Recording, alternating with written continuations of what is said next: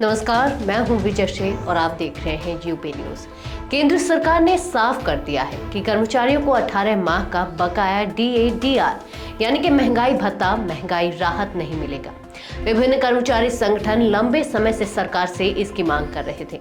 मौजूदा संसद सत्र में वित्त राज्य मंत्री पंकज चौधरी ने इस पर स्पष्ट जवाब दिया। उन्होंने कहा कि 2020 में कोविड-19 महामारी के कारण वित्तीय संकट और सरकारी कल्याणकारी उपायों के वित्त पोषण के प्रभाव को ध्यान में रखते हुए महंगाई भत्ता, महंगाई राहत का बकाया भुगतान संभव नहीं है। सांसद आनंद भदौरिया ने 3 फरवरी को लोकसभा में इस मामले में सवाल उठाया था।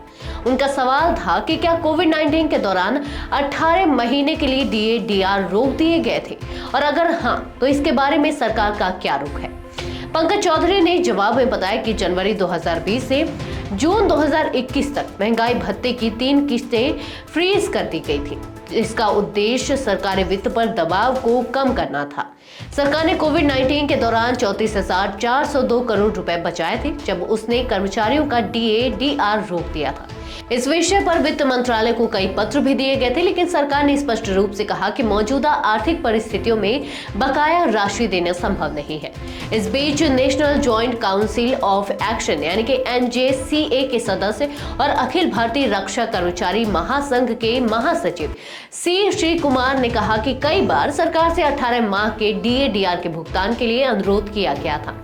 उन्होंने सरकार के सुप्रीम कोर्ट के फैसले का हवाला भी दिया, जिसमें ऐसे मामलों में कर्मचारियों को ब्याज सहित भुगतान करने की बात कही गई है। कर्मचारी संगठनों ने कई बार सरकार से इस राशि को लौटाने के लिए विकल्प सुझाए थे, जिसमें एक मुश्त भुगतान की बात भी की थी। हालांकि सरकार ने इन सभी प्रस्तावों को नकार दिया है। केंद्रीय बजट में भी इस संबंध में कोई घोषणा नहीं की गई। Alliance of all x para military forces welfare association ने वित्त मंत्री निर्मला सीतारमण से एक ईमेल भेजकर DA/DR के बकाया का भुगतान करने की मांग की थी।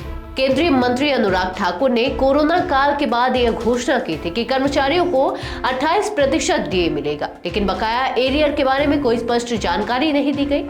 जून 2021 में महंगाई भत्ता बढ़ाया गया था, लेकिन 18 महीने के एरियर का कोई जिक्र नहीं किया गया।